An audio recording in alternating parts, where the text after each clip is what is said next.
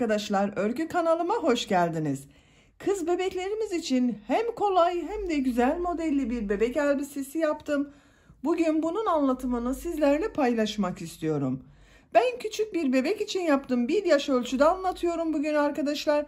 Ama siz isterseniz daha büyük çocuklarınız için veya yeni doğan bebeğiniz için bile yapabilirsiniz. Elbisenin örgüsüne, bebeğin gövde örgüsüne göre zincir yaparak başlıyoruz. Buradan başlıyoruz. İlk önce bu roba bölümünü yapıyoruz. Son olarak bu etek bölümünü yapıyoruz. Elbisenin örgüsünde iplik olarak Nakolux Minnoş Baby markalı bir iplik kullandım. Kullandığım iplik üzerinde 100 gram iplikte 336 metre var. Bu iplikten bir yumak iplik tam bitti. İkinci yumaktan da bakın bu kaldı arkadaşlar. Çok az kullandım ikinci yumak iplikten.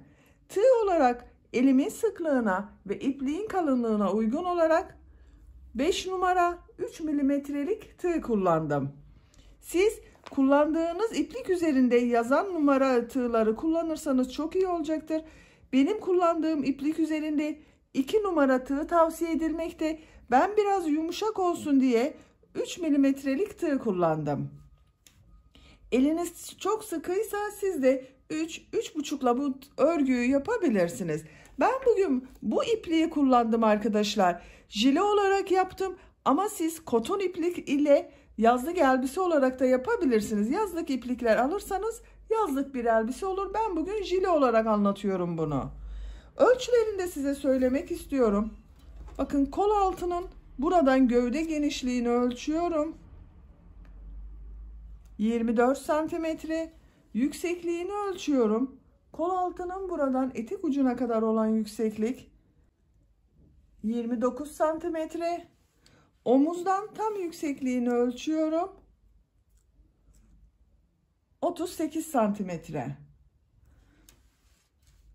Bu ölçüde 1 yaş bebek için güzel bir ölçü oldu arkadaşlar. Ben bugün 1 yaş ölçüde anlatıyorum. Elbisenin arka görüntüsü de bakın bu şekilde arkadan düğmeli yaptım. Bebeğe giydirip çıkarması kolay, bak böyle.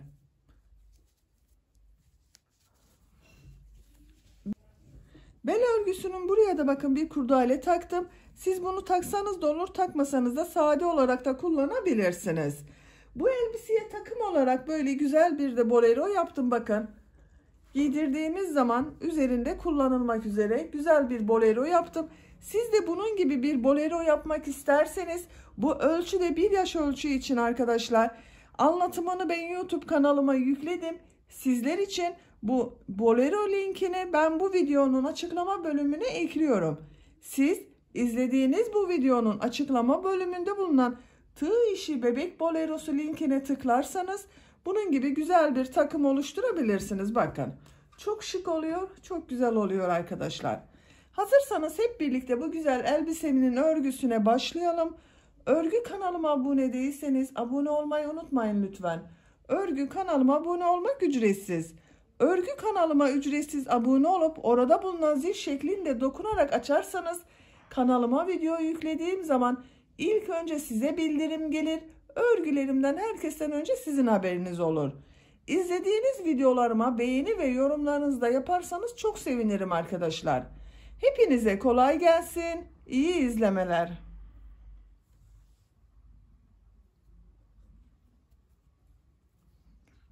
Örgüye zincir yaparak başlıyorum.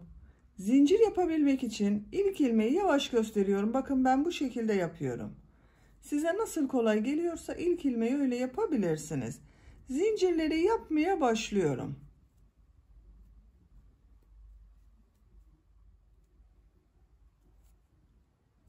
...112 zincir yaptım. Çok sıkı olmayan zincir yaptım bakın arkadaşlar. Bu zincir sayısı bebeğinizin kol altı çevresine göre olacak. Ben bugün standart ölçüde yapıyorum. Bu 112 zincirin kaç santimetre olduğunu ölçüyorum. Bakın 2 katlı ölçelim. Daha kolay ölçeriz.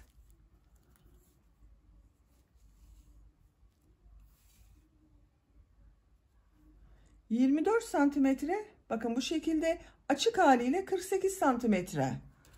benim yapacağım ölçü için yeterli. Dediğim gibi siz bunu yapacak olduğunuz bebeğinizin veya çocuğunuzun kol altına ölçerek yaparsanız iyi olur. Bakın esnek zaten arkadaşlar. Çok sıkı zincir yapmadım. Esnek bir yapısı var. Bu zincirleri birleştireceğiz şimdi. Üzerine sık iğne yapacağız. Şu şekilde elimle düzeltiyorum. İlk yaptığım zincir ile ilmek kaydırması yaparak birleştiriyorum. Bakın burada yaptığım bu ilk zincir ile son yaptığım zinciri ilmek kaydırması yaparak birleştiriyorum. İlmek aldım. Tığın üzerinde bulunan ilmekten de aldım. Bakın bir yuvarlak yaptık arkadaşlar zincirden. Bu zincirler üzerine sık iğne yapıyorum. Bir zincir yapıyorum. Aynı ilmek içine sık iğne yapıyorum. Zincirler üzerine sık iğne yapıyorum. Bakın ilmeklerden alarak sık iğne yapıyorum. Sık iğneyi de bakın tığın üzerine iplik almadan ilmeğe tığ takıyorum. İlmek alıyorum. Çektim. İlmek aldım. İçinden çıkarıyorum. Tığın üzerine ilmek almadan çıkarıyoruz bakın.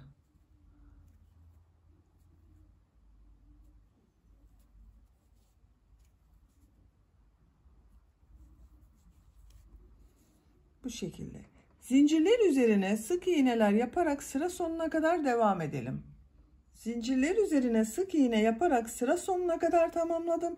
Son zincirin üzerine de sık iğne yaptım. Son yaptığım ilmek ile ilk yaptığım bakın sık iğneyi ilmek kaydırması yaparak birleştiriyorum. Bakın sık iğne sırasını birleştirdik arkadaşlar. Bu bir sırada toplam 112 sık iğne var. Bu sıradan itibaren model yerleştirmeye başlıyoruz. Bir zincir yapıyorum.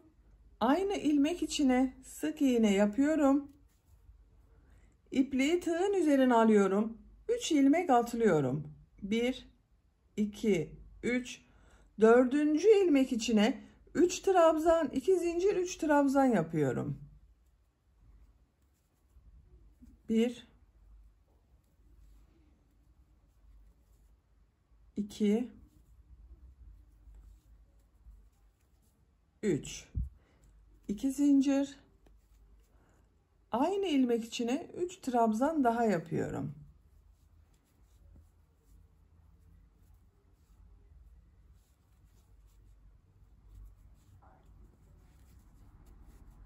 Üç trabzan, 2 zincir, 3 trabzan yaptım bir ilmeğe bakın.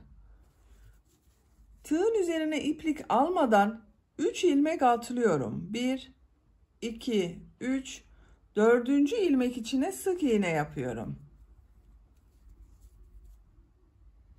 Tığın üzerine iplik alıyorum. 3 ilmek atlıyorum.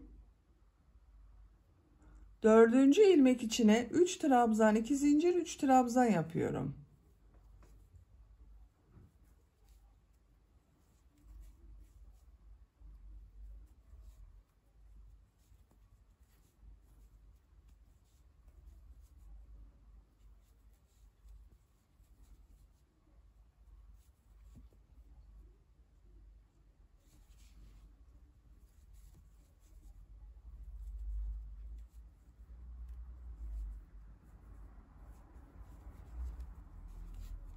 Üç trabzan, 2 zincir, 3 trabzanı yaptım. Tığın üzerine iplik almadan 3 ilmek atlıyorum. 4. ilmek içine sık iğne yapıyorum. Tığın üzerine iplik alıyorum. 3 ilmek atlıyorum. 4. ilmek içine 3 trabzan, 2 zincir, 3 trabzan yapıyorum.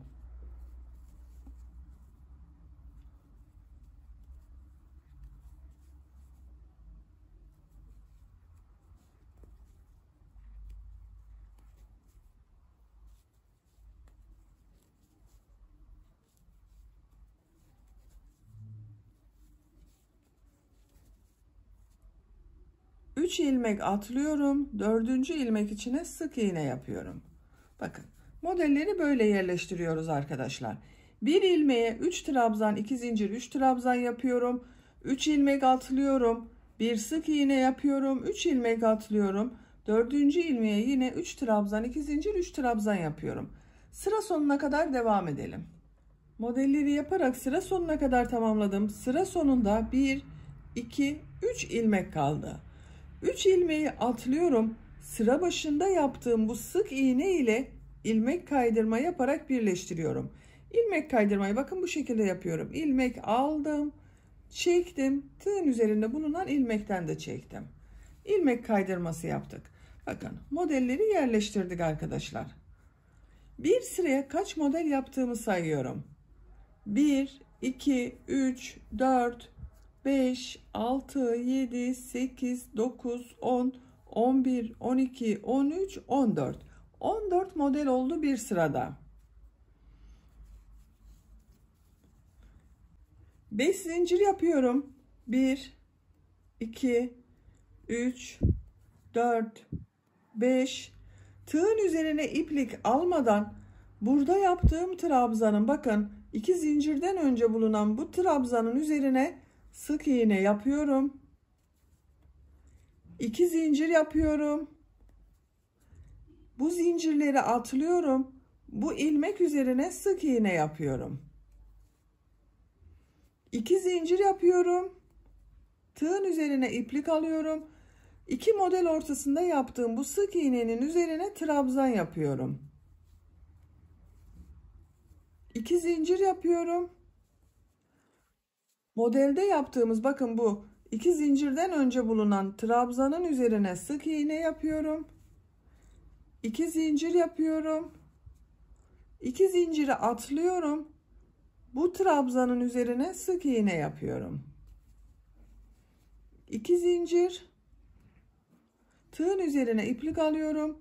2 model ortasında bulunan bakın bu sık iğne üzerine trabzan yapıyorum. 2 zincir yapıyorum. Model ortasında bakın 2 zincirden önce bulunan trabzanın üzerine sık iğne yapıyorum. 2 zincir.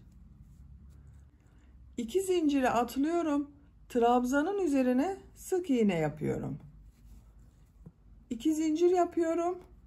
Tığın üzerine iplik alıyorum. 2 model ortasında bulunan bakın bu sık iğnenin üzerine trabzan yapıyorum. Bakın bu sırada modelleri bu şekilde yapıyoruz arkadaşlar. Sıra sonuna kadar devam edelim. Sıra sonuna kadar tamamladım. Son modelin üzerine de bakın 2 zincir bir sık iğne yaptım. 2 zincir yapıyorum. Sıra başında 5 zincir yaptım buraya. Bunun 3. zincir üzerine 1, 2, 3 ilmek kaydırma yaparak sırayı birleştiriyorum. Bakın arkadaşlar. Aradaki modelle aynı oldu birleştirme yaptığımız yer. Bakın görüntüsü böyle bu sırada. Şimdi tekrar bu 3 trabzan, 2 zincir, 3 trabzan yaptığımız sırayı yapıyoruz. Bir zincir yapıyorum. Aynı ilmek içine sık iğne yapıyorum. Tığın üzerine iplik alıyorum. Bakın trabzanı bu 2 zincirin üzerine yapmıyorum. Bir alt sırada yaptığım bu modelin ortasında bulunan 2 zincirin üzerine yapıyorum. 3 trabzan, 2 zincir, 3 trabzan yapıyorum.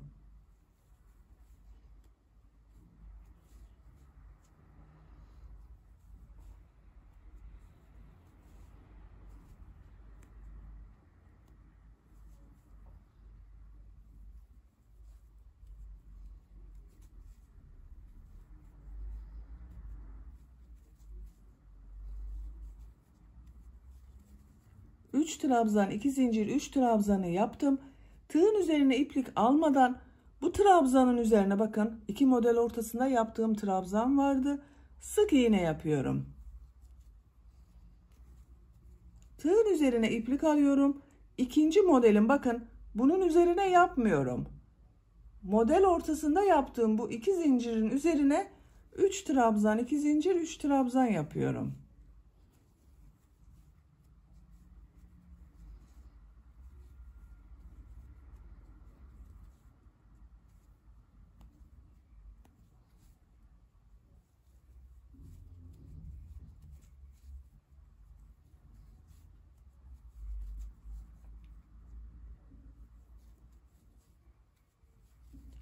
3 trabzan, 2 zincir, 3 trabzanı yaptım. Tığın üzerine iplik almadan bu trabzanın üzerine sık iğne yapıyorum. Tığın üzerine iplik alıyorum. Diğer modeli bakın bir alt sırada yaptığım bu 2 zincirli boşluğa 3 trabzan, 2 zincir, 3 trabzan yapıyorum.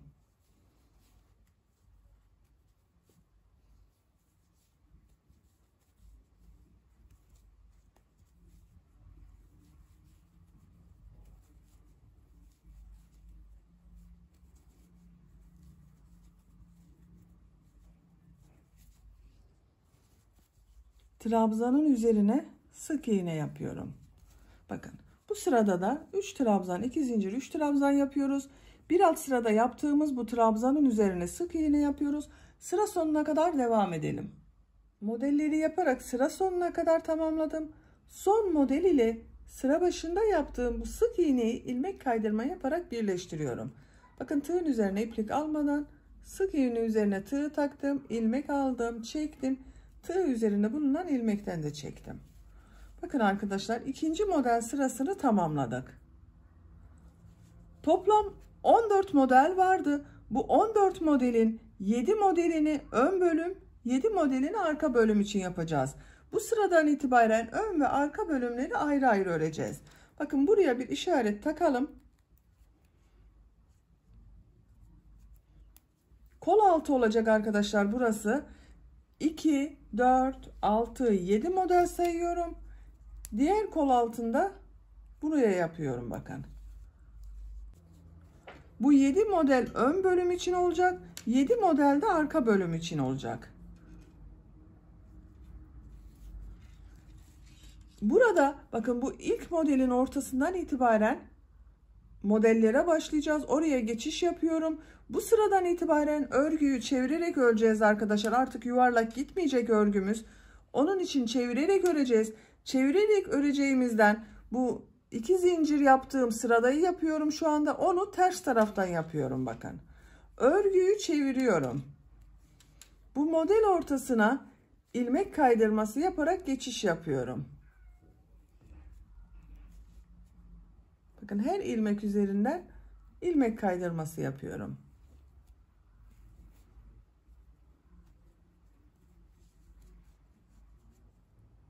Bu trabzanın üzerine de ilmek kaydırması yapıyorum. 2 zincir yapıyorum. Tığın üzerine iplik alıyorum. 2 model ortasına trabzan yapıyorum. 2 zincir. Bakın model ortasında bulunan bu trabzan üzerine sık iğne. 2 zincir. Sık iğne. 2 zincir. 2 model ortasında bulunan sık iğne üzerine trabzan yapıyorum. 2 zincir, sık iğne yapıyorum. 2 zincir, sık iğne yapıyorum. 2 zincir, sık iğne üzerine trabzan yapıyorum.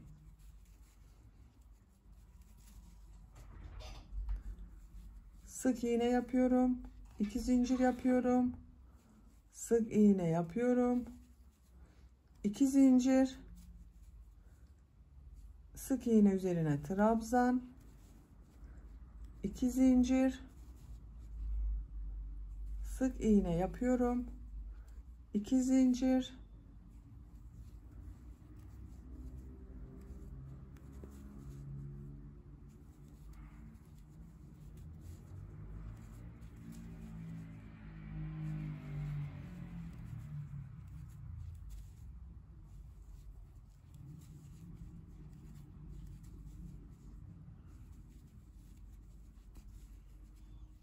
Son olarak bakın 2 zincir yapıyorum. Bu işaret yaptığım yerden önce bulunan bu modelin bu trabzanın üzerine sık iğne yapıyorum. Burada bitiriyorum arkadaşlar.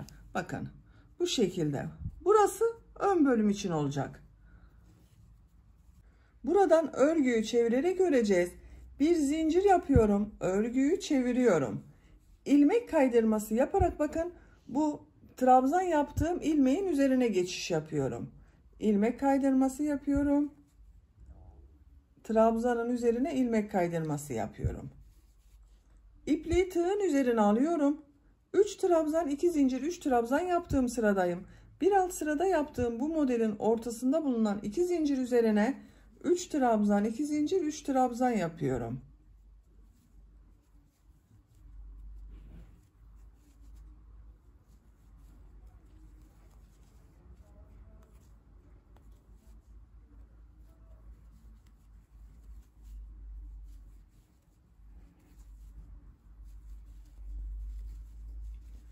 Trabzanın üzerine sık iğne yapıyorum.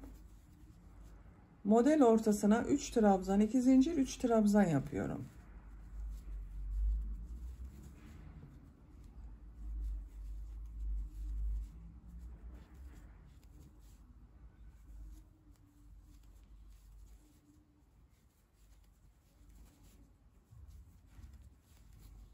Bu şekilde. Burada bakın trabzan yaptığımız bu ilmeğe kadar, şu ilmek üzerine kadar modelleri yaparak devam edelim. Ön bölümde modelleri yaparak bakın bu trabzanın olduğu yere kadar geldim. Bu trabzanın üzerine de bir sık iğne yapıyorum. Sıra başında bakın sık iğne ile başladım. Sıra sonunda sık iğne ile bitirdim. Ön bölüm için 1, 2, 3, 4, 5 model oldu arkadaşlar. Bu 5 model ile ön bölümün örgüsüne devam edeceğiz. 5 zincir yapıyorum. 1, 2, 3, 4, 5. Örgüyü çeviriyorum.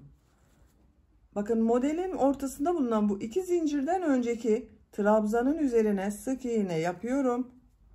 2 zincir yapıyorum. Trabzanın üzerine sık iğne yapıyorum. 2 zincir yapıyorum. 2 model ortasında bulunan sık iğnenin üzerine trabzan yapıyorum. 2 zincir yapıyorum. Trabzanın üzerine sık iğne yapıyorum. 2 zincir yapıyorum. Trabzanın üzerine sık iğne yapıyorum. 2 zincir yapıyorum. 2 model ortasına trabzan yapıyorum. Bakın bu şekilde. Buraya kadar devam edelim arkadaşlar. Ön bölümü son model üzerine kadar tamamladım. 2 zincir yapıyorum. Burada yaptığım bu sık iğne vardı. Bunun üzerine trabzan yapıyorum. Bakın. Sıra başında da 5 zincir yaptım. Trabzan sırası yaptım. Sıra sonunda da trabzan oldu. Bir zincir yapıyorum. Örgüyü çeviriyorum. Trabzanın üzerine sık iğne yapıyorum. Tığın üzerine iplik alıyorum. 3 trabzan 2 zincir 3 trabzan yaptığımız model sırasını yapıyoruz.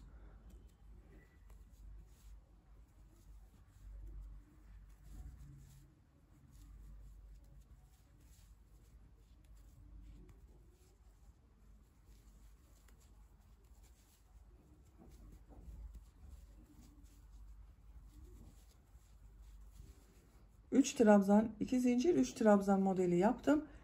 Trabzanın üzerine sık iğne yapıyorum. Diğer model ortasına da 3 trabzan 2 zincir 3 trabzan yapıyorum. Sıra sonuna kadar devam edelim arkadaşlar. Son modele kadar modelleri yaptım. Zaten 5 model var. Bakın 1, 2, 3, 4, 5. Son yaptığım modeli bakın bir alt sırada 5 zincir yaptığım bunun 1, 2 ilmek atlıyorum. 3. ilmek içine sık iğne yapıyorum.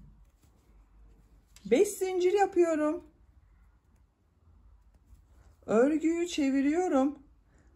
Tığın üzerine iplik almadan bakın bu trabzanın üzerine sık iğne yapıyorum. 2 zincir yapıyorum. Trabzan üzerine sık iğne yapıyorum. 2 zincir yapıyorum. Sık iğnenin üzerine trabzan yapıyorum. 2 zincir, sık iğne, 2 zincir, sık iğne. Bakın. Bu zincirle ve trabzan ve sık iğnelerden oluşan sırayı yapıyoruz. Sıra sonuna kadar devam edelim. Sıra sonuna kadar tamamladım. Sıra sonunda 2 zincir yapıyorum. Tığın üzerine iplik alıyorum. Burada yaptığım bu sık iğnenin üzerine trabzan yapıyorum. Bir zincir yapıyorum, örgüyü çeviriyorum. Trabzanın üzerine sık iğne yapıyorum. Tığın üzerine iplik alıyorum. Bu bir alt sırada yaptığım 2 zincirin üzerine 3 trabzan, 2 zincir, 3 trabzanlı olan modeli yapıyorum.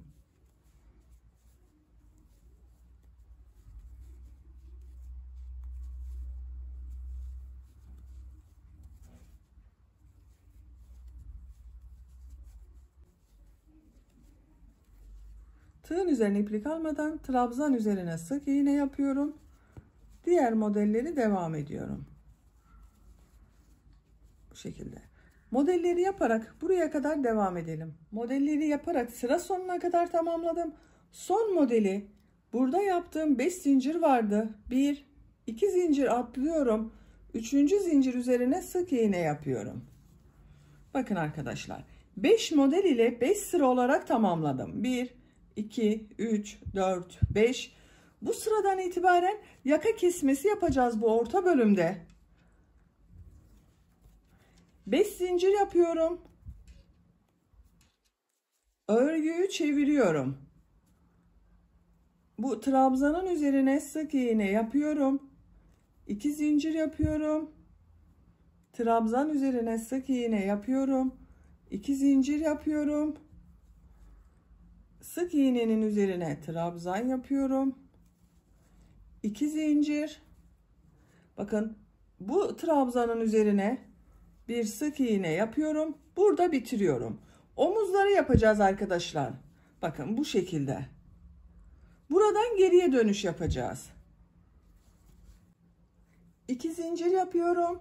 Örgüyü çeviriyorum. Bu trabzanın üzerine sık iğne yapıyorum. İpliği tığın üzerine alıyorum. Bakın bu model ortasına 3 trabzan, 2 zincir, 3 trabzan yapıyorum. 2 zincir, 3 trabzan.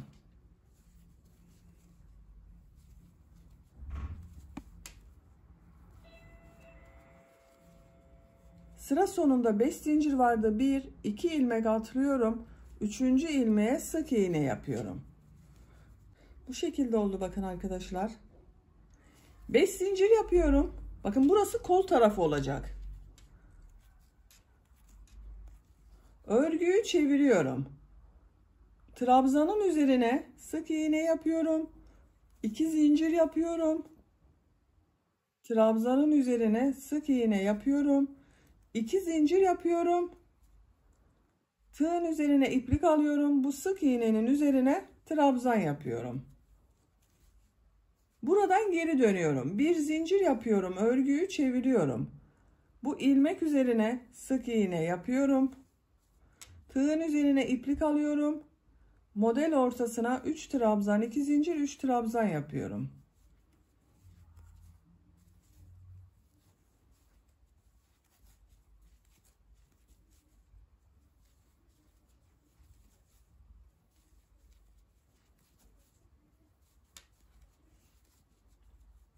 Beş zincir yaptım. 1, 2 ilmek atlıyorum.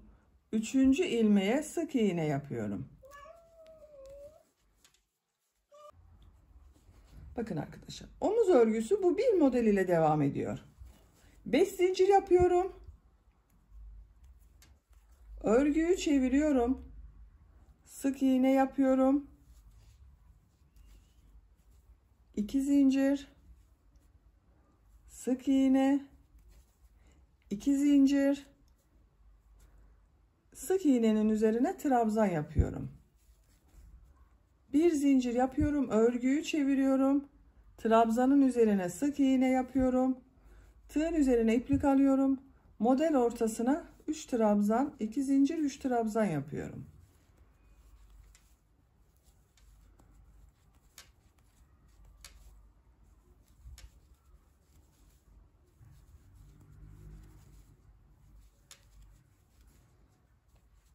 Burada bakın 2 zincir atlıyorum. 3. zincir üzerine sık iğne yapıyorum. 5 zincir yapıyorum. Örgüyü çeviriyorum. Sık iğne yapıyorum.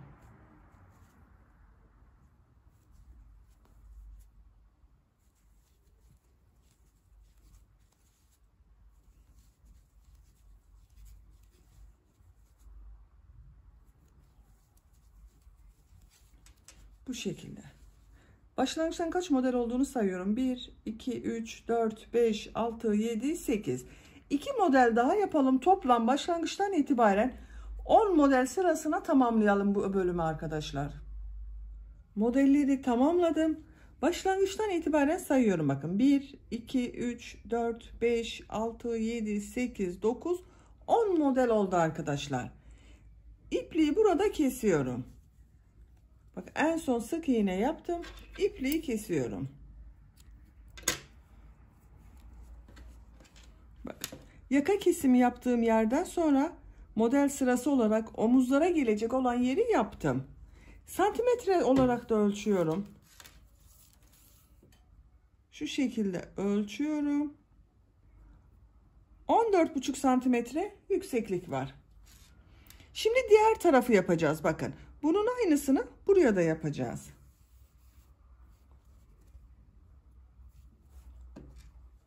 Burayı başlarken bu zincir ve sık iğne yaptığım tarafı yapıyordum. Bakın örgüyü çeviriyorum. Örgünün ters tarafından. Bir ikinci model. Bir ikinci model. İkinci modelin bu ilmek üzerinden ipliği bir defa bağlıyorum.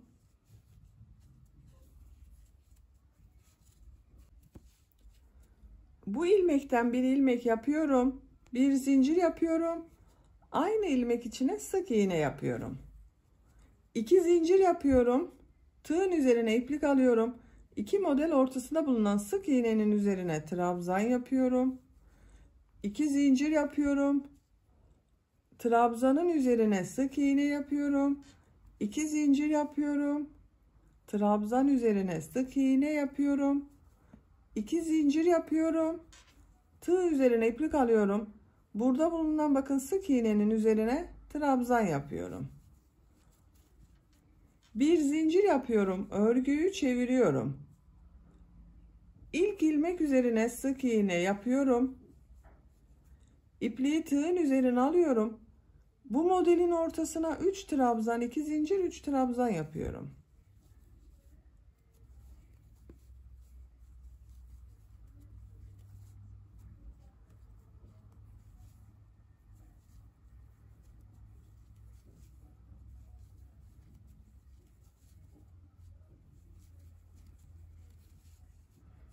İpliği tığın üzerine almadan bu trabzanın üzerine sık iğne yapıyorum. Bakın diğer omuz bölümü de buradan geri dönerek yapacağız arkadaşlar. Bakın burada da bir model ile devam ettim. Burada da aynı şekilde devam ediyorum. 5 zincir yapıyorum. Örgüyü çeviriyorum. Bu trabzan üzerine sık iğne yapıyorum. 2 zincir yapıyorum. Sık iğne yapıyorum. 2 zincir yapıyorum. Sık iğne üzerine trabzan yapıyorum. Bir zincir yapıyorum. Örgüyü çeviriyorum. Sık iğne yapıyorum. 3 trabzan, 2 zincir.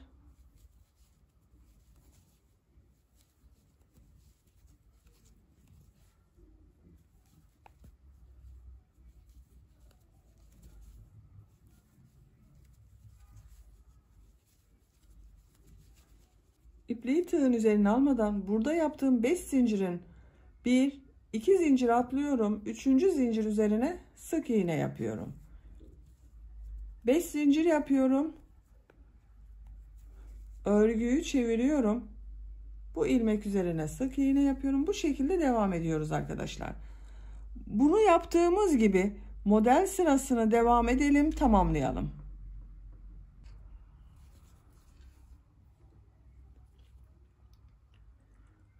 Ön bölümün diğer tarafında 10 sıra model olarak tamamladım. 1, 2, 3, 4, 5, 6, 7, 8, 9, 10. Burada ipliği kesiyorum arkadaşlar.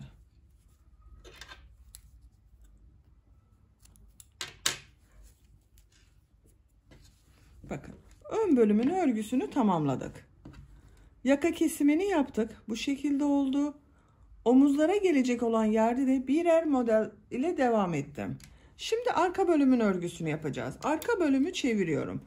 Arka bölümde bakın şu şekilde katladığımız zaman 7 model vardı. 1, 2, 3, dördüncü modelin ortasına işaret yapıyorum.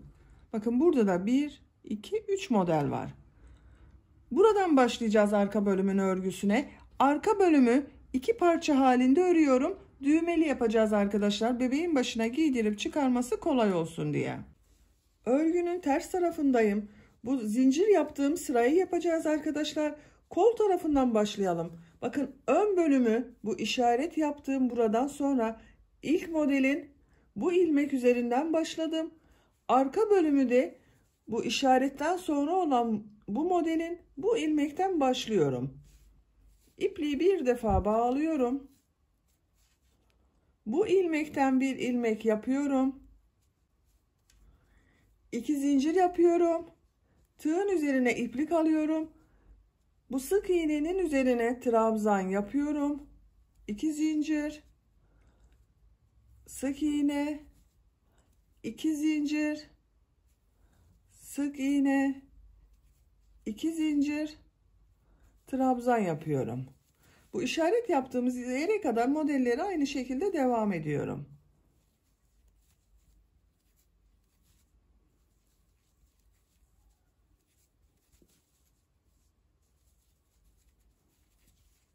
Bakın.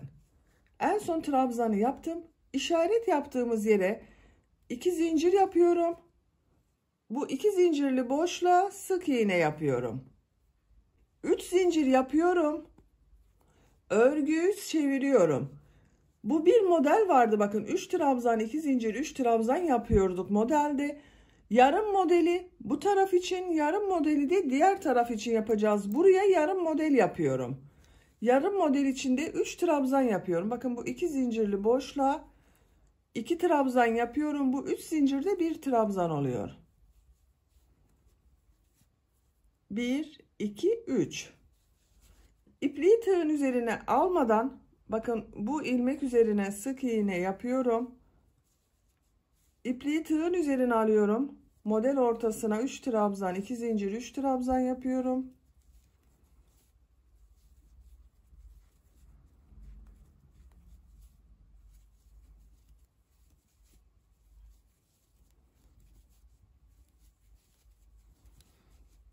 Trabzanın üzerine sık iğne yapıyorum. Model üzerine 3 trabzan, 2 zincir, 3 trabzan yapıyorum.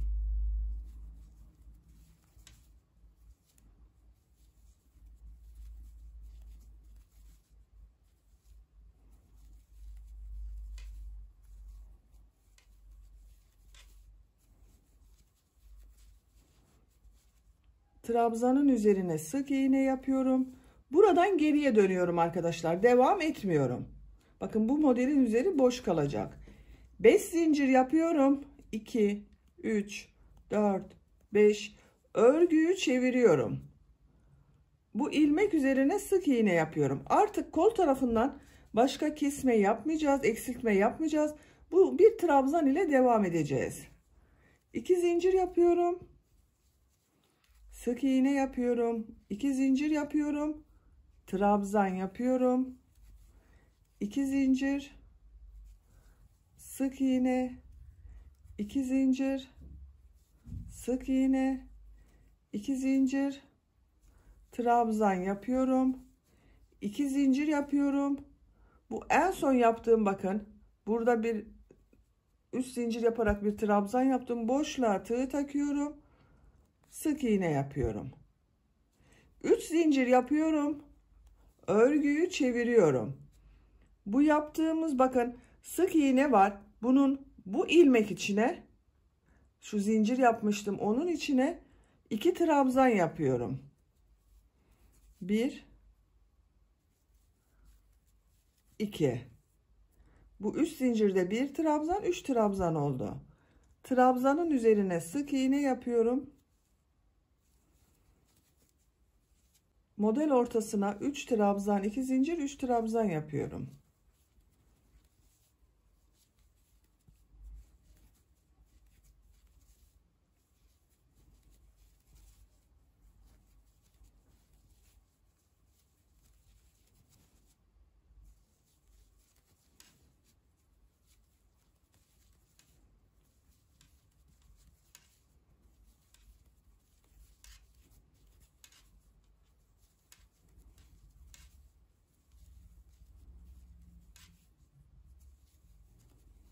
Bakın en son yaptığım modeli 5 zincir yaptım buraya. Bunun 2 zincir atlıyorum.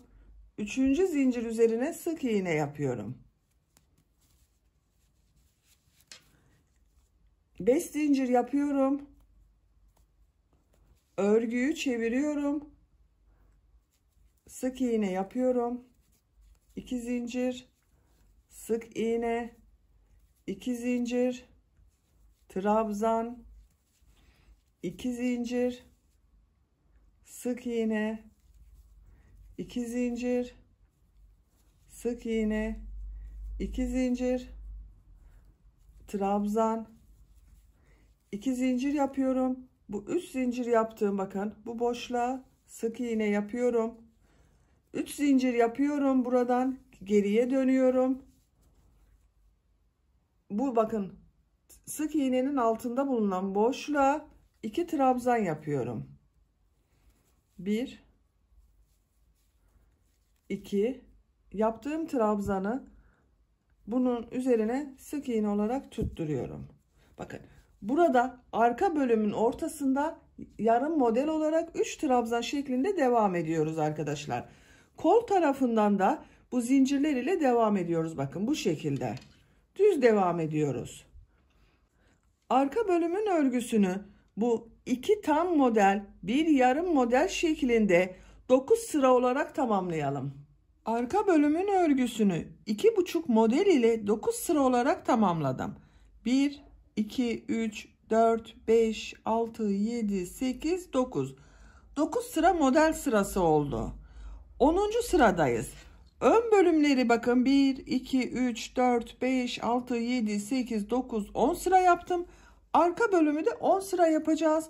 10. sırayı yarım yapacağız. Bakın buraya kadar yapacağız. Buradan geriye döneceğiz. En son sık iğne yaptım. 5 zincir yapıyorum. 2 3 4 5 örgüyü çeviriyorum. Sık iğne yapıyorum. 2 zincir, sık iğne yapıyorum. 2 zincir, trabzan yapıyorum. 2 zincir yapıyorum. Bu ilmek üzerine sık iğne yapıyorum. 2 zincir yapıyorum. Örgüyü çeviriyorum. Bu ilmek üzerine bakın trabzan yaptım. Trabzanın üzerine sık iğne yapıyorum. Burası arka bölüm oldu bakın arkadaşlar. Boyuna gelecek olan yer. İpliği tığın üzerine alıyorum. Bunun üzerine 3 trabzan, 2 zincir, 3 trabzan model yapıyorum. 3 2 zincir,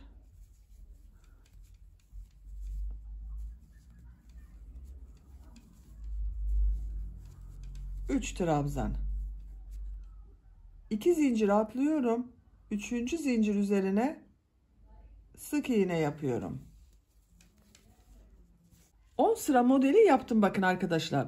10. sıra modeli tek model olarak yaptım. 1 2 3 4 5 6 7 8 9 10. Şimdi bu arka bölüm ile burada yaptığım ön bölümü birleştireceğiz. Omuzlardan birleştireceğiz. Örgüyü çeviriyorum. 2 zincir yapıyorum. Şöyle bakın. Örgüyü çevirdim. 2 zincir yapıyorum. Ön bölümün şu şekilde yerleştiriyorum. Bakın kol tarafı olacak burası. Tığın üzerine iplik alıyorum.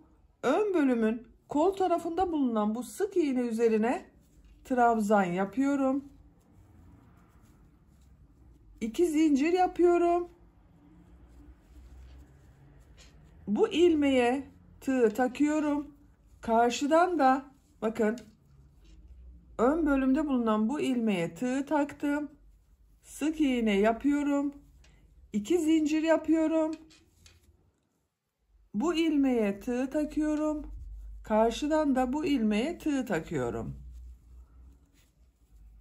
2 zincir yapıyorum. Tığın üzerine iplik alıyorum. Bu trabzanın üzerinde bulunan bakın sık iğnenin üzerine trabzan yapıyorum. Tığın üzerine iplik alıyorum. ön bölümde bulunan bu sık iğnenin üzerine de bir trabzan yapıyorum.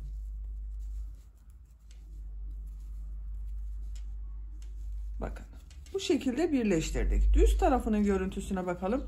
Düz tarafının görüntüsü böyle arkadaşlar. İpliği burada kesiyorum.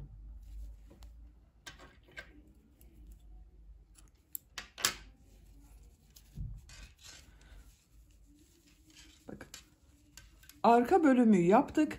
Arka bölümü son modeli ön bölümde yaptığım bu bir model ile birleştirdim. Görüntüsüne bakalım. Ön bölümden görüntüsü böyle. Arka bölüm böyle. Şimdi diğer arka bölümü yapalım. Bakın diğer parçasını yapalım. Örgünün ters tarafından başlıyorum yine. Bakın bu bölümü ters taraftan, kol tarafından başladım. Diğer tarafı da bu orta bölümde işaret yaptığım, bakın arka ortada işaret yaptım. Buradan başlıyorum. Yarım model yaptığım yerden başlıyorum. İpliği bir defa bağlıyorum. Buradan bir ilmek yapıyorum. 2 zincir yapıyorum. Trabzan yapıyorum bakın. Bu sık iğnenin üzerine trabzan yapıyorum. 2 zincir yapıyorum. Sık iğne yapıyorum. Bunda yaptığımız gibi 2,5 model yerleştirmesi yapacağız arkadaşlar. 2 zincir yapıyorum. Sık iğne yapıyorum. 2 zincir yapıyorum. Trabzan yapıyorum. 2 zincir yapıyorum. Sık iğne yapıyorum. 2 zincir yapıyorum. Sık iğne yapıyorum. 2 zincir yapıyorum. Trabzan yapıyorum. 2 zincir yapıyorum. Bu ilmeğe sık iğne yapıyorum. Bakın. Kol altında işaret yapmıştım. Ön ve arka bölümü ayırdık. Burada bulunan modelin bu ilmeğe sık iğne yaptım. Buradan geriye döneceğiz arkadaşlar. Bakın şöyle bakalım. Bu tam model olacak. Tam model olacak. Yarım modeli arka ortaya yapacağız. 2 zincir yapıyorum. Örgüyü çeviriyorum. Bu trabzanın üzerine sık iğne yapıyorum. Tığın üzerine iplik alıyorum. Model ortasına 3 trabzan, 2 zincir, 3 trabzan yapıyorum.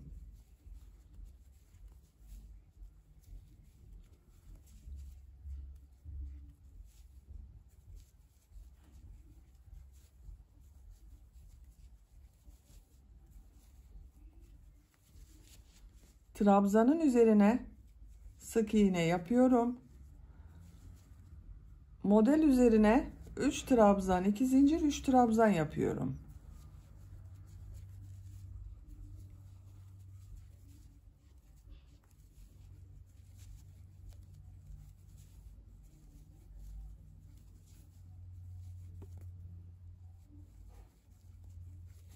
Bakın 1 2 tam modeli yaptım.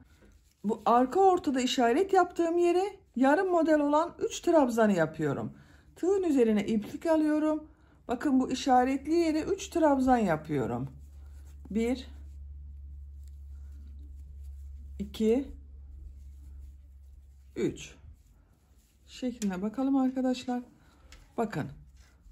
Arka bölümün bu tarafı için de bir tam model, 2 tam model, üçüncüyü yarım model yaptım. Burada da aynı şekilde 2 tam, bir yarım model yaptım. Burada da aynı oldu. Bir zincir yapıyorum, örgüyü çeviriyorum. İlk ilmek üzerine sık iğne, 2 zincir yapıyorum. Trabzan yapıyorum. 2 zincir yapıyorum. Sık iğne yapıyorum. 2 zincir yapıyorum. Sık iğne yapıyorum. 2 zincir yapıyorum. Trabzan yapıyorum. 2 zincir yapıyorum. Sık iğne yapıyorum. 2 zincir. Sık iğne. 2 zincir yapıyorum. Bakın bu sık iğnenin üzerine trabzan yapıyorum. Bir zincir yapıyorum. Örgüyü çeviriyorum. İlk ilmek üzerine Bakın trabzanın üzerine sık iğne yapıyorum. İpliği tığın üzerine alıyorum. Model ortasına 3 trabzan, 2 zincir, 3 trabzan yapıyorum.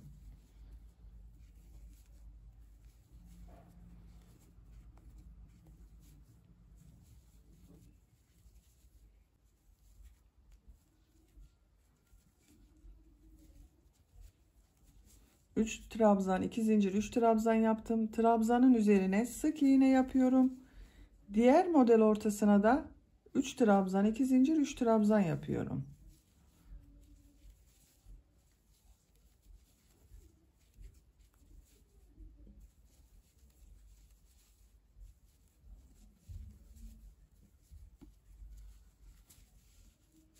Trabzanın üzerine sık iğne yapıyorum.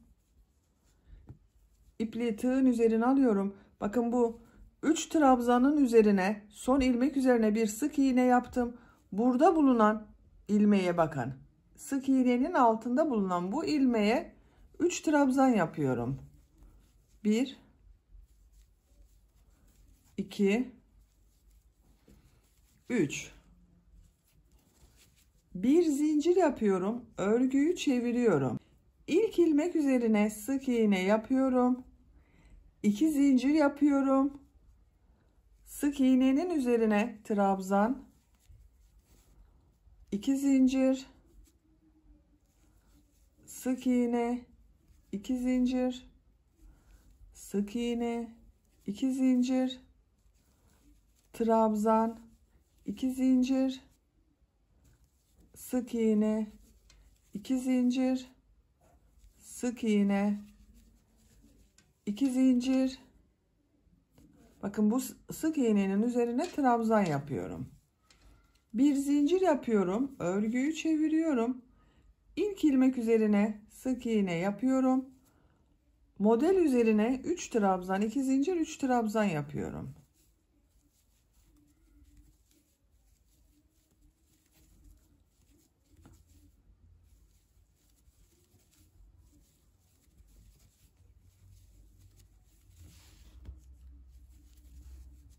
Trabzanın üzerine sık iğne yapıyorum. Diğer model üzerine 3 trabzan, 2 zincir, 3 trabzan yapıyorum.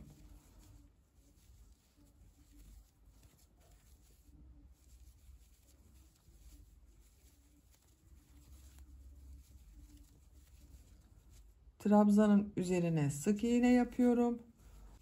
Bakın sıra sonunda bakın bu arka ortada yaptığımız yarım modeli bu sık iğne yaptım. Bunun altında bulunan trabzan üzerine 3 trabzan yapıyorum. 1 2 3.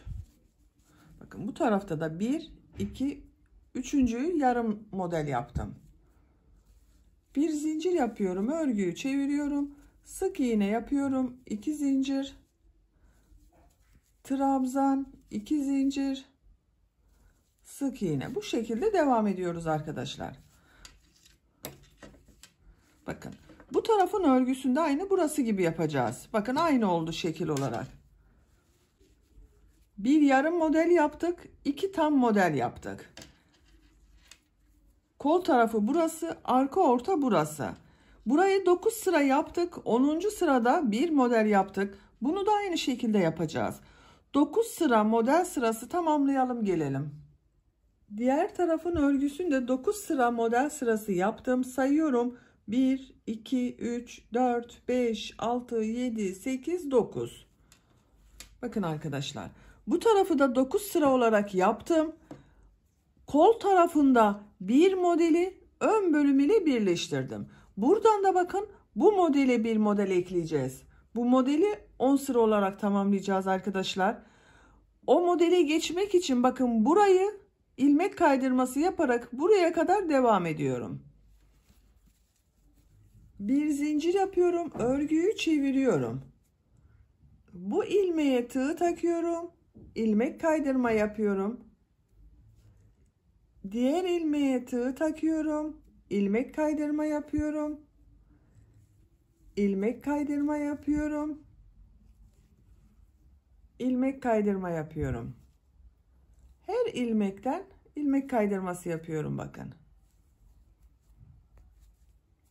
2 zincirin üzerine de ilmek kaydırma yaptım.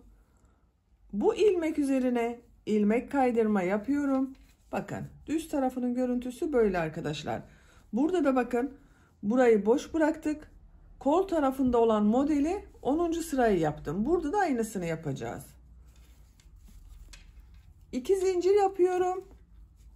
Sık iğnenin üzerine trabzan yapıyorum. 2 zincir yapıyorum. Sık iğne yapıyorum. 2 zincir. Sık iğne yapıyorum. 2 zincir yapıyorum. Trabzan yapıyorum. Bir zincir yapıyorum. Örgüyü çeviriyorum. İlk ilmek üzerine sık iğne yapıyorum. Bu modelin üzerine 3 trabzan, 2 zincir, 3 trabzan model yapıyorum.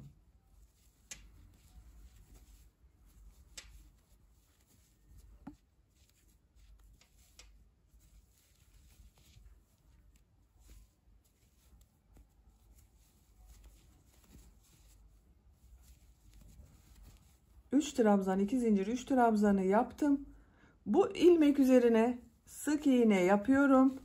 Bakın 10. sırada da modeli tamamladık. Burası 10 sıra oldu. 1, 2, 3, 4, 5, 6, 7, 8, 9, 10. Şimdi örgünün ters tarafından bu ön bölümüyle birleştiriyoruz. Bakın şu şekilde örgüyü çevirelim. Örgünün ters tarafı. 2 zincir yapıyorum. Bu 2 zincir bir trabzan oluyor. Tığın üzerine iplik alıyorum. Ön bölümün bakın ters tarafından yaka tarafında. Bakın ön bölümün yaka tarafında bulunan bu sık iğnenin üzerine bir trabzan yapıyorum. 2 zincir yapıyorum. Bu ilmek ile ön bölümde bulunan bu ilmeği sık iğne yapıyorum. Birleştiriyorum. 2 zincir yapıyorum. Arka bölümün bu ilmek ile ön bölümde bulunan bu ilmeği sık iğne şeklinde birleştiriyorum. 2 zincir yapıyorum. Bu sık iğnenin üzerine trabzan yapıyorum. İpliği tığın üzerine alıyorum. Ön bölümde bulunan bakın bu ilmek üzerine bir trabzan yapıyorum. İpliği kesiyorum.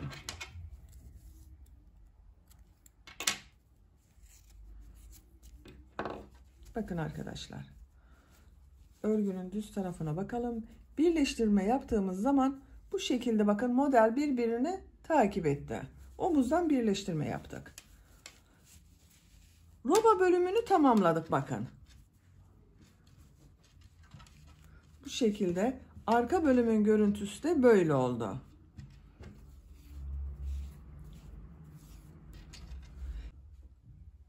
Şimdi etek bölümünün modellerini yerleştireceğiz. Bakın gövde bölümünü yaptık. Etek bölümünü de aynı modelleri yapacağız arkadaşlar. Biraz daha sık yerleştireceğiz. Kol altından başlıyorum ben. Bakın bu ilmekten model yerleştirmeye başlıyorum. Kol altından başlıyorum arkadaşlar ben. Düz tarafından yapıyoruz. Bakın ilk önce bu 3 trabzan, 2 zincir, 3 trabzan şeklinde model sırasını yapacağız. Kol altında bu bakın ipliğin olduğu ilmeğe ipliği bir defa bağlıyorum.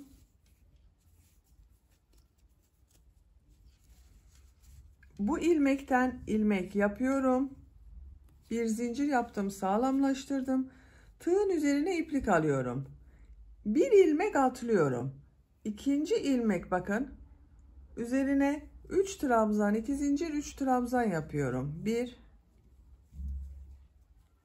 2 3 2 zincir. Aynı ilmeğe 3 trabzan daha yapıyorum.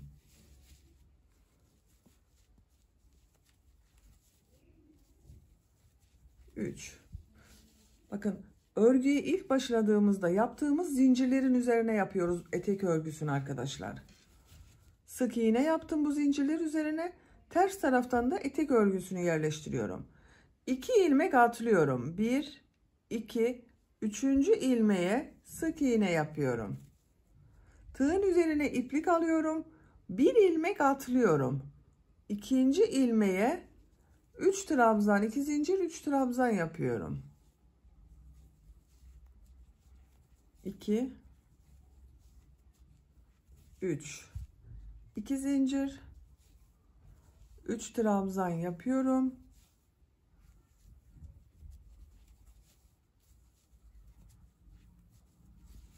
Aynı ilmeğe 3 trabzan, 2 zincir, 3 trabzan yaptım. Tığın üzerine iplik almadan 1, 2 ilmek atlıyorum. 3. ilmeğe sık iğne yapıyorum. Tığın üzerine iplik alıyorum. 1 ilmek atlıyorum. 2. ilmeğe 3 trabzan, 2 zincir, 3 trabzan yapıyorum.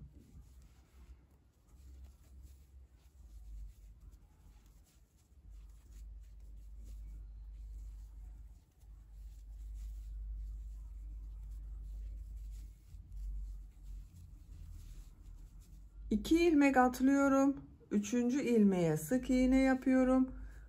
Tığın üzerine iplik alıyorum. 1 ilmek atlıyorum. 2. ilmeğe 3 trabzan, 2 zincir, 3 trabzan yapıyorum. Bakın arkadaşlar, model yerleştirmeyi böyle yapıyoruz.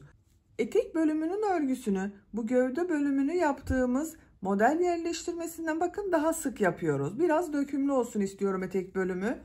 Modelde yaptığımız ilmekten sonra 2 ilmek atlıyoruz. Bir sık iğne yapıyoruz. 1 ilmek atlıyoruz. 2. ilmeğe 3 trabzan, 2 zincir yapıyoruz. 2 ilmek atlıyoruz. 3. ilmeğe sık iğne, 1 ilmek atlıyoruz. 2. ilmeğe 3 trabzan, 2 zincir, 3 trabzan yapıyoruz. Sıra sonuna kadar devam edelim. Etek bölümünde modelleri yaparak sıra sonuna kadar tamamladım. Bakın son model olarak da 3 trabzan, 2 zincir, 3 trabzan yaptım. Bu modeli sıra başında yaptığım bu ilmek vardı. Bak, buna ilmek kaydırma yaparak birleştiriyorum. Uzatıyorum. Bakın arkadaşlar, etek bölümünün ilk sırasında model yerleştirmeyi yaptım. Kaç model yaptığımı sayıyorum.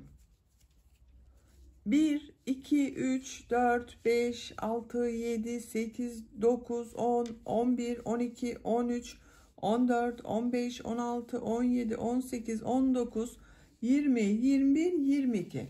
Bir sıraya 22 model oldu. İkinci sıradayız.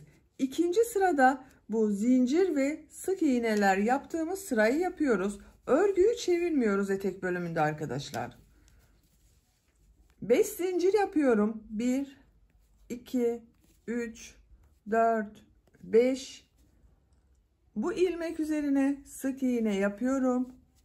2 zincir yapıyorum. Bu ilmek üzerine sık iğne yapıyorum. 2 zincir yapıyorum. 2 model ortasında bulunan sık iğne üzerine trabzan yapıyorum. 2 zincir yapıyorum. İlmek üzerine sık iğne yapıyorum. 2 zincir yapıyorum. Sık iğne yapıyorum. 2 zincir yapıyorum. Trabzan yapıyorum. Bakın, 2 model ortasında bulunan bu sık iğnenin üzerine trabzan yapıyorum.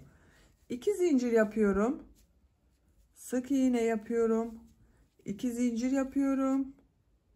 Sık iğne yapıyorum. 2 zincir yapıyorum. Trabzan yapıyorum 2 model ortasına. 2 zincir yapıyorum. Sık iğne yapıyorum. Bakın, görüntü olarak böyle oluyor. Sıra sonuna kadar devam edelim. Sıra sonuna kadar tamamladım. Sıra sonunda bulunan model üzerine de bakın. Bir sık iğne yaptım, 2 zincir yaptım, bir sık iğne yaptım. 2 zincir yapıyorum. Sıra başında 5 zincir yaptım. 1, 2 zincir atlıyorum. 3. zincir üzerine ilmek kaydırma yaparak sırayı birleştiriyorum. Bakın, burayı birleştirdik arkadaşlar. Görüntüsü böyle oldu bu sırada. Şimdi tekrar bu 3 trabzan, 2 zincir, 3 trabzan yaptığımız sıradayız. Bir zincir yapıyorum. Aynı ilmek içine sık iğne yapıyorum. İpliği tığın üzerine alıyorum.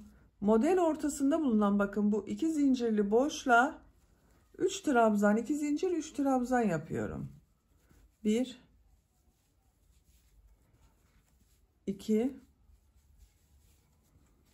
3 2 zincir, 3 trabzan daha yapıyorum.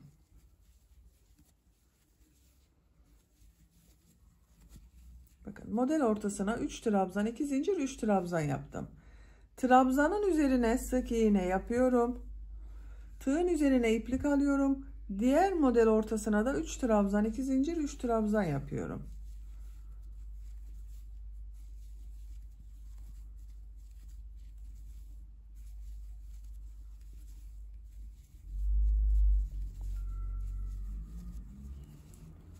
Trabzanın üzerine sık iğne yapıyorum.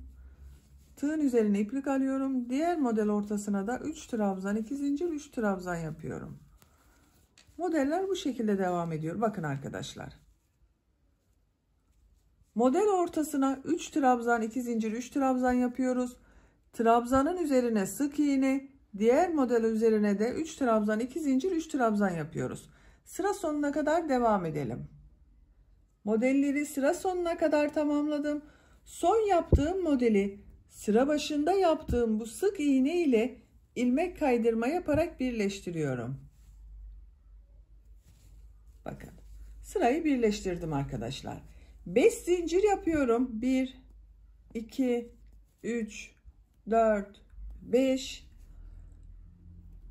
Bu trabzanın üzerine sık iğne yapıyorum. 2 zincir yapıyorum. Sık iğne yapıyorum. 2 zincir. Sık iğne üzerine trabzan yapıyorum. 2 zincir. Sık iğne, 2 zincir. Sık iğne. Bakın. Bu şekilde zincirli sırayı yapıyoruz bu sırada arkadaşlar. Etek bölümüne bakalım. Bakın görüntü olarak böyle oluyor. Eteğin örgüsü bu iki sıranın tekrarından oluşacak. Bir sırada şimdiki yaptığımız bu zincir, sık iğne ve trabzan sırasını yapıyoruz. Bir sonraki sırada da 3 trabzan, 2 zincir, 3 trabzan yapıyoruz. Trabzan üzerine sık iğne yapıyoruz. Bu iki sıranın tekrarıyla eteğin örgüsüne devam edelim. Model sırasını tekrarlayarak etek yüksekliğini yapacağım ölçüye kadar tamamladım. Kaç sıra model yaptığımı sayıyorum arkadaşlar. 1, 2, 3, 4, 5, 6, 7, 8, 9, 10, 11, 12, 13, 14, 15. 15 sıra model yaptım. Santimetre olarak da ölçüyorum. Bakın model başladığım sıradan bittiği yere kadar 24 santimetre yükseklik var. Benim yapacağım ölçü için yeterli. Siz tercihinize göre daha kısa da yapabilirsiniz, daha uzun da yapabilirsiniz. En son sırada bu zincirli yaptığımız sırayı yaptım. Model yapacağımız sıradayım. Uç noktaya model bölümleri yapıyorum. Bakın sıra sonunda ilmek kaydırma yaparak sırayı birleştirdim. İpliği tığın üzerine alıyorum. Bu model ortasına 8 trabzan yapıyorum. 1 2 3 4 5 6 7 8. 8 trabzanı yaptım. Yaptığım bu son ilmeği bu trabzanın üzerinde bulunan ilmeğe sık iğne yaparak tutturuyorum. İpliği tığın üzerine alıyorum. Diğer modele de 8 trabzan yapıyorum.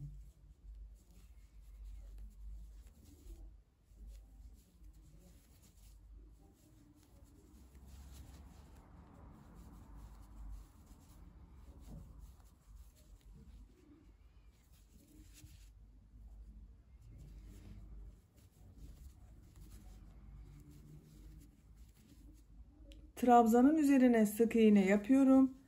Diğer model ortasına da 8 trabzan yaparak devam ediyorum. Bakın arkadaşlar, uç bölümde bu şekilde 8 trabzandan oluşan model yapıyoruz. Sıra sonuna kadar devam edelim. Modelleri yaparak sıra sonuna kadar tamamladım. Son yaptığım modeli sıra başında yaptığım, bakın bu ilmeğe ilmek kaydırma yaparak birleştiriyorum. İpliği kesiyorum.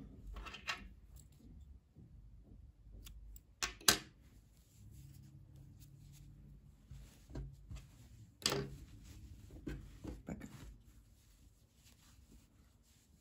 Birleştirme yaptığımız yer böyle. İpliği örgünün ters tarafına çekiyorum. Bakın şu şekilde.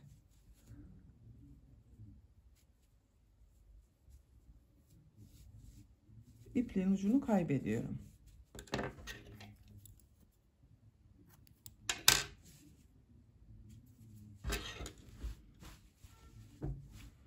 Bakın, etek bölümünün örgüsünü tamamen bitirdik böylece. Çok güzel oldu. Şimdi bu yaka çalışmasını yapalım. Bu yakanın çevresinden ve kol çevresinden sık iğne yapıyorum. Yakanın sık iğne çalışmasına buradan başlıyorum arkadaşlar, bakın. Bu yaka başlangıcının buradan başlıyorum.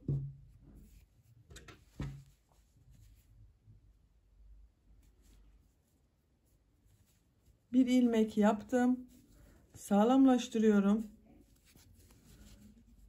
Aynı ilmeğe sık iğne yapıyorum.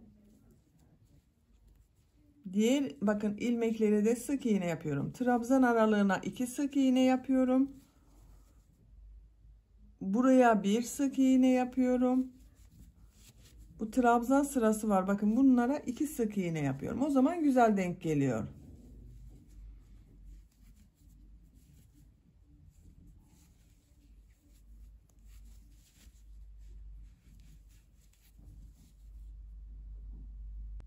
Buraya kadar devam edelim.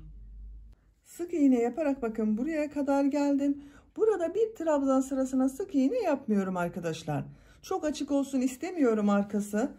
Onun için buradan diğer tarafa geçiyorum. Bakın, en son yaptığım bu ilmeği bu trabzanın burada bulunan ilmeğe ilmek kaydırma yaparak birleştiriyorum. Şu ipliği de içeride tutuyorum. Sık iğne yaparak devam ediyorum. Buraya kadar devam edelim. Sık iğne yaparak diğer yaka ucuna kadar, bakın, tamamladım. Görüntü olarak böyle oldu arkadaşlar. Buraya bir düğme biriti yapıyorum. Düğme biriti için 5 zincir yapıyorum. 1, 2, 3, 4, 5. Aynı ilmeğe sık iğne yapıyorum. Bakın, düğme için 5 zincirden oluşan düğme iliği yaptık buraya. Bu son ilmek üzerine sık iğne yapıyorum. Diğer ilmekleri de sık iğne yaparak devam ediyorum. Her ilmeğe bir sık iğne yapıyorum.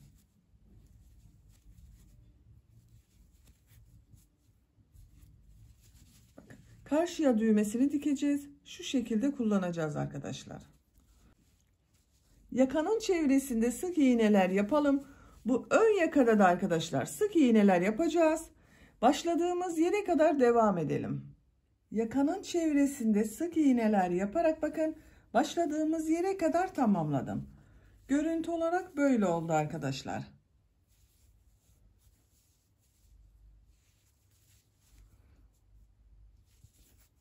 En son yaptığım ilmek ile ilk yaptığım bu ilmeği ilmek kaydırma yaparak sırayı birleştiriyorum.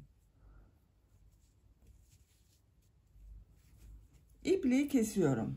Buraya düğme dikeceğiz. Onun için biraz uzun bırakıyorum arkadaşlar. Düğmenin ipliğini de, bakın, burada bıraktım. Bu düğme biritinin tam karşısı. Bakın, buraya düğme yapacağız. Yakanın örgüsünü tamamladık. Şimdi kol çevresinden de sık iğneler yapalım. Kol altından başlıyorum. Kol altında bulunan bu ilmekten başlıyorum.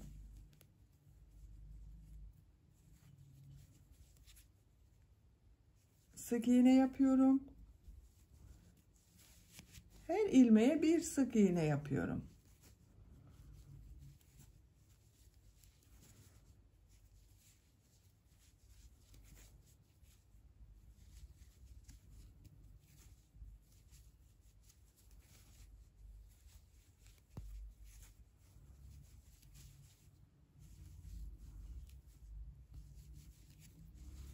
Bu şekilde sık iğneler yapıyoruz. Kol çevresinde sık iğneler yaparak buraya kadar devam edelim. Kol çevresinde sık iğne yaparak sıra sonuna kadar tamamladım. Bu son ilmek ile ilk ilmeği ilmek kaydırma yaparak sırayı birleştiriyorum. Bakın arkadaşlar, bir sıra sık iğne yaptık kol çevresinden, görüntü böyle oldu.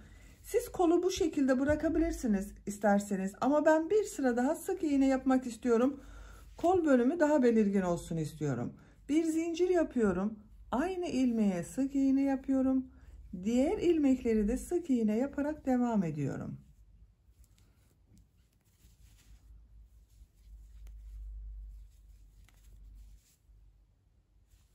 Sıra sonuna kadar devam edelim.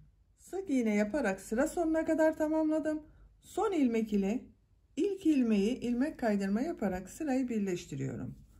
İpliği kesiyorum.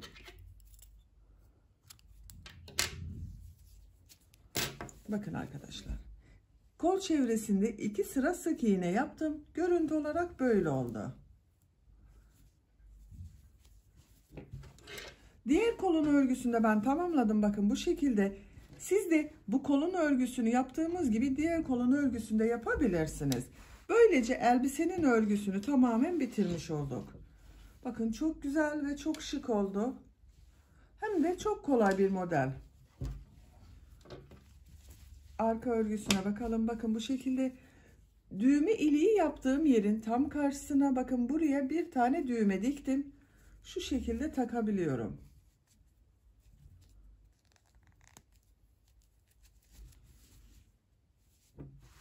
Bu elbiseyi hem yazlık elbise olarak kullanabilirsiniz, hem de kışın jile olarak kullanabilirsiniz. İstediğiniz gibi kullanabilirsiniz arkadaşlar. Ölçülerini size söylüyorum bitmiş olarak. Kol altının buradan bakın gövde genişliğini ölçüyorum. 24 santimetre. Yüksekliğini ölçüyorum. Omuzdan etek ucuna kadar olan yükseklik